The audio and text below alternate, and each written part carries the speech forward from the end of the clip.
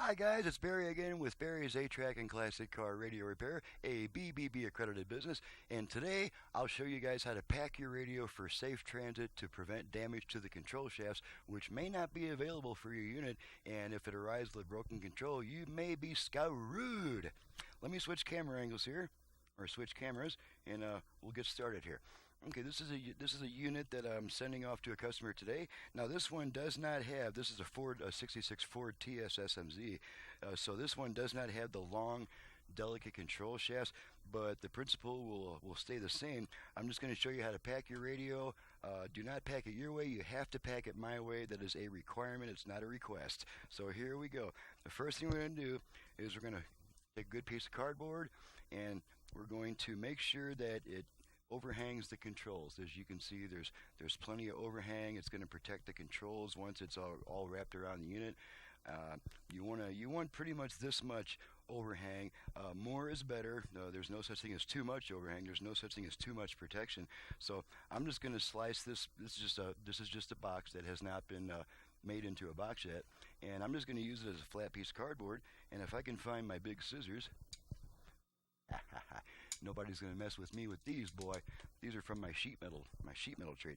So I'm just going to cut this into a flat piece just like this. Sorry if you're not able to see it too well. I'll try to keep an eye on that while I'm doing this. And the first thing we're going to do is we're going to slip this thing underneath the unit. Alrighty. And we're going to make an estimate here of how much distance we need on the side here, and that looks pretty good. So I'm just going to, and you might notice that on this radio there's a couple of bolts sticking out. That's a good thing. That will help keep the cardboard held onto the unit and not allow it to slide. So as you can see, I've got this thing well past the control shafts, and so we'll go ahead and get started. And what we want to do is we want to make as sharp a bend as we can on this. The sharper the bend, the tighter the corner, and the more you'll be protected. I'm just going to push this right over these bolts. Just like that. Okay, I noticed that I'm about 3/8 inch too tall, so I'm just going to snip this thing down a little bit. Just take about 3/8 of an inch off. You want this thing to wrap as tightly as possible around the radio. The tighter it's wrapped, the more protection you'll have. So that means having this edge pretty much flush with the surface. Now this is the first step. Now what we're going to do. This is a very necessary step. We have to tape the cardboard to the unit at this point. And that's going to keep the unit from sliding back and forth and jamming those controls up against the side of the box. So take some good shipping tape here, and I'm going to completely cover the radio. I'm going to go 3 pieces. And you want to get as much contact on between the tape and the radio as possible. Keep in mind that a lot of radios have some corrosion on the outer surface and not going to hold onto the tape very well. So that's the reason we're using a whole bunch of tape on this thing. Okay, that's step 1 of the. And now what we're going to wrap the cardboard around this unit, but to get as tight a turn as possible, we're not going to use our hand and push the cardboard up. We're going to press the unit down like this, make it nice and tight, and we're going to press down on the unit as we turn it. That's going to make a much tighter corner. And we're just going to wrap it. You notice that there's a bolt sticking out here too. That's a good thing. That's another thing. We can punch through that cardboard and help keep the unit in place. We're going to square it up just a little bit. It's more important that it's tight than that it's square. Don't worry so much about squareness. Worry about getting it tight. The tighter it's wrapped, the more protection you'll have. Alrighty, oh yeah, and I forgot to push it through that bolt too. There's a bolt up top right there, so we're just going to push it. If I wanted to get really fancy, I'd pull that nut and then push the cardboard over that bolt and then tighten the nut around it.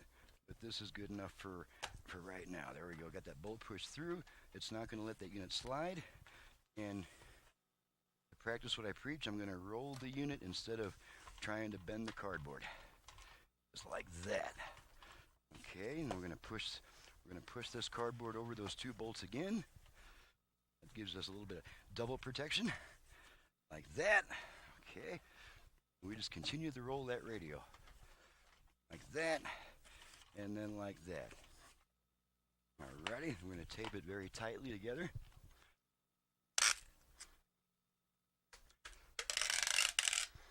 Okay.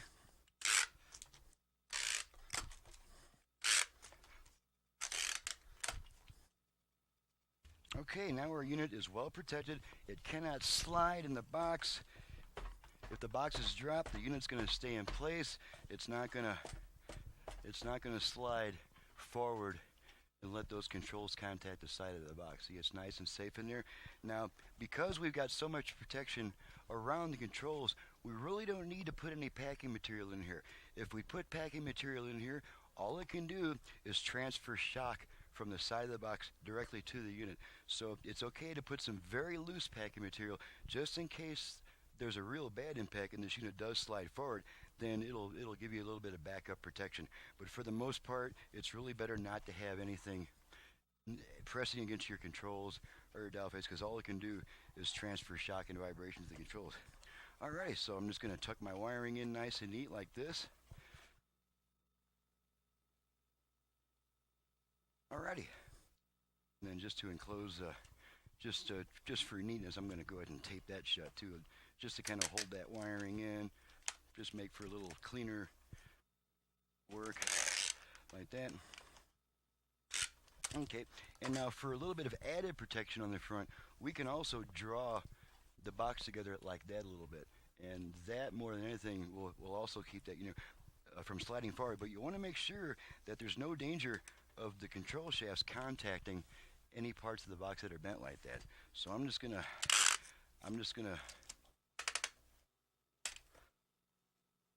about that much should be enough to keep that thing from sliding forward. Okay, and there we go. Once you have the unit protected like this, then you can do what you want. I recommend at least 4 inches of peanuts or padding around all sides of the box. Might not even hurt to have some on the front, on the front and back too. But this is the basic necessary step in the packing process. After that, you can double box it or use a single box with a little padding. That'll be just fine. But the main thing is to protect these controls, because these controls are very hard to find. Every control we have to salvage from another radio reduces the number of radios available in the classic car community. So it's very, very important.